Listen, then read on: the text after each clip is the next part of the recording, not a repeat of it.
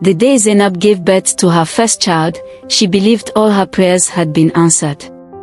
The hospital room smelled faintly of antiseptic, but to her, it was filled with the sweetness of new life. She held her baby close, rocking gently, her lips brushing the child's forehead.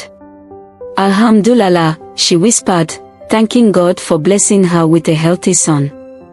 Musa, her husband, stood at the foot of the bed.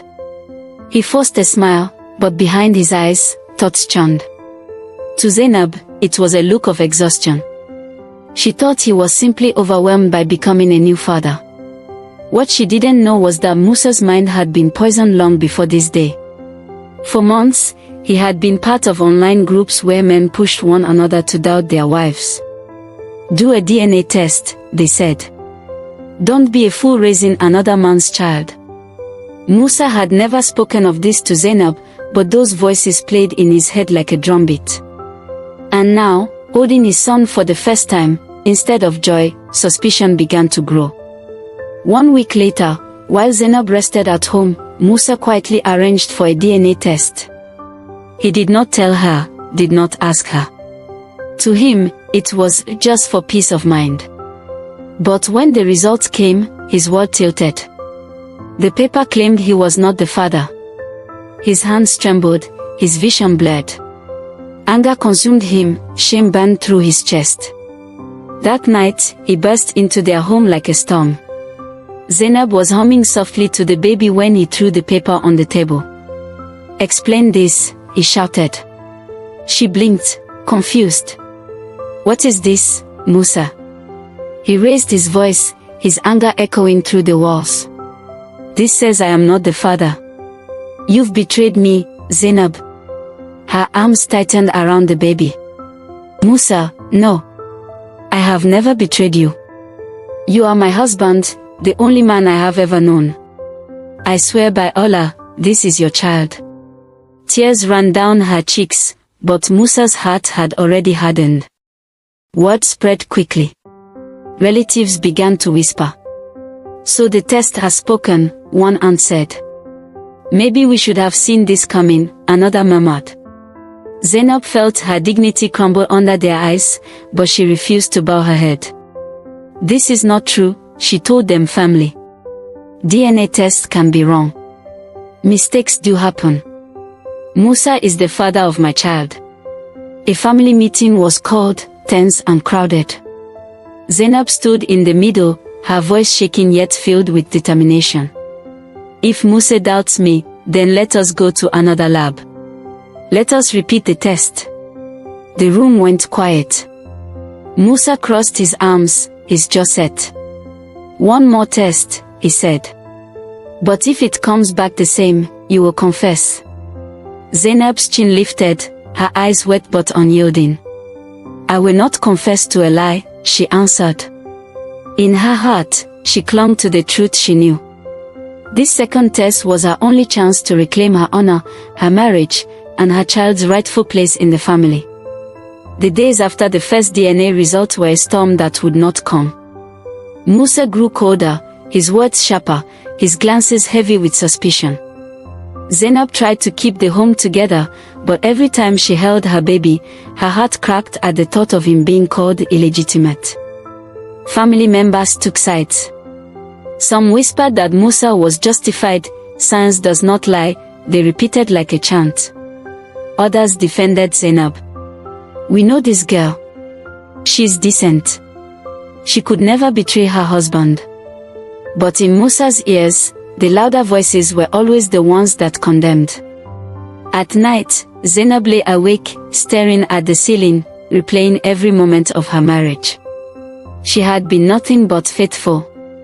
So how could a paper reduce her dignity to dust?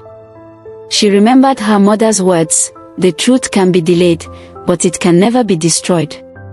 That gave her strength. The family meeting grew heated.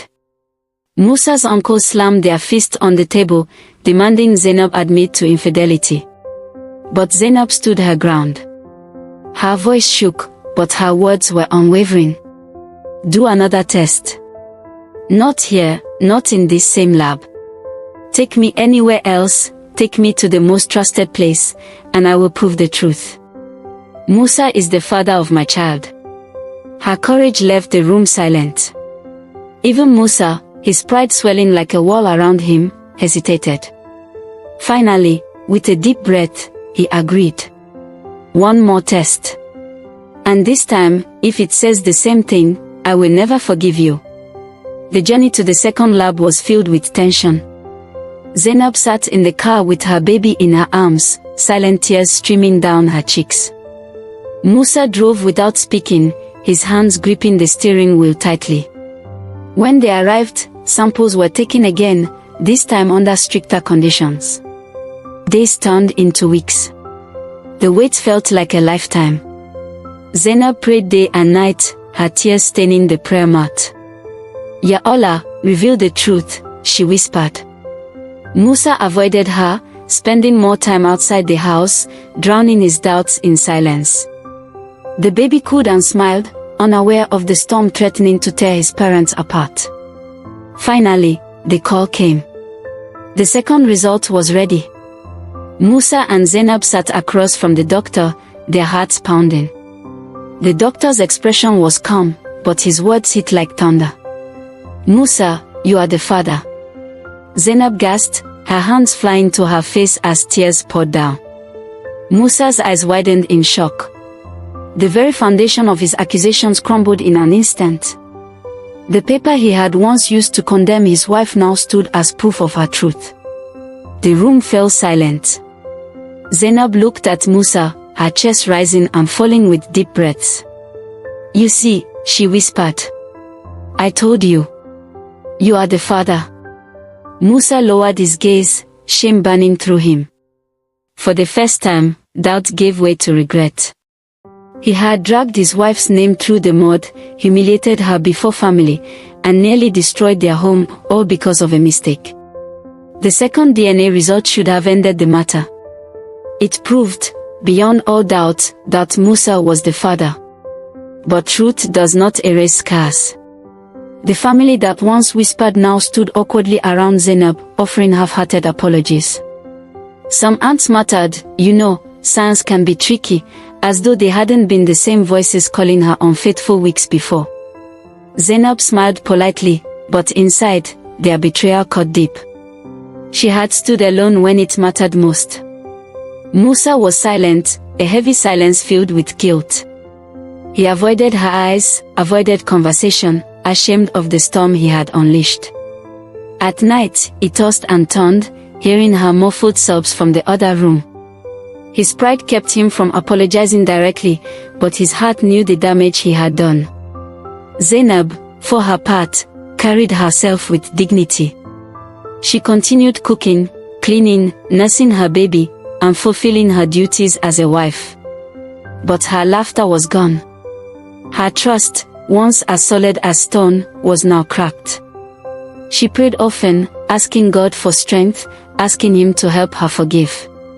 The community too had not forgotten. Women at the market still gave her sideways glances, whispering just loud enough for her to hear. "That's the one whose husband doubted her," they said. Some children even teased, repeating words they had overheard from adults. Each whisper was like salt in her wounds. One evening, Musa finally sat across from her, his head bowed low. "Zainab," he said quietly, "I was wrong. I let strangers on the internet destroy the trust in my home. I nearly destroyed us. Please, forgive me." His voice cracked as he reached for her hand. Zainab stared at him for a long time. She wanted to lash out, to remind him of every insult, every humiliation. But then she looked at her baby asleep in the crib, peaceful and innocent. With a deep breath, she whispered, "I forgive you, Musa. But forgiveness does not erase pain. It will take time." From that day, Musa tried to rebuild what he had broken. He became more attentive, helping with the baby, spending less time online, and more time praying beside her. Slowly, their home began to heal, but the memory of the storm lingered like a shadow on the wall. Months passed, and though the wound had been deep, the stitches of forgiveness began to hold. Musa slowly rebuilt his image in Zainab's eyes, not with grand gestures, but with consistency. He woke at night to rock the baby when she was tired. He shut down the online groups that once fueled his paranoia. He prayed beside her, often longer than before, his forehead pressed to the mat with a humility she had never seen in him. But it wasn't just about Musa anymore. Zainab, once broken by humiliation, began to rise stronger. She joined women's circles, speaking openly about her ordeal. Even science can fail, she told them. But truth never changes. Protect your marriages from the poison of doubt. Her voice, once trembling, now carried the strength of someone who had walked through fire and survived. The community watched with awe. The same neighbors who once whispered behind her back now came to her for advice. Some even apologized, ashamed of how quickly they had judged. And slowly, Zainab's dignity, once torn apart, was restored in full. One evening, as the sun dipped behind the rooftops, Musa sat with Zainab in their small courtyard. The baby, now crawling, giggled as he reached for their hands. Musa looked at his wife, his voice low but steady. "You could have left me, Zainab. After all I did, after how I wronged you, but you stayed. You fought for us. I don't deserve you." Zainab smiled softly, her eyes glistening. "You're right," she said, her tone calm but firm. "But this marriage was not built on pride. It was built on faith. We stumbled, but faith carried us back." From that day on, Musa never let doubt control him again. He defended his wife fiercely, even when old whispers tried to rise. Together, they raised their child in a home where trust was no longer assumed but actively nurtured. Years later, when their son asked about love and marriage, Zainab told him gently, "Love is not tested by suspicion, but by loyalty. Trust is the soil where families grow." Her story became more than her own, it became a lesson for others. A reminder that faith, truth, and resilience could turn even the darkest storm into light.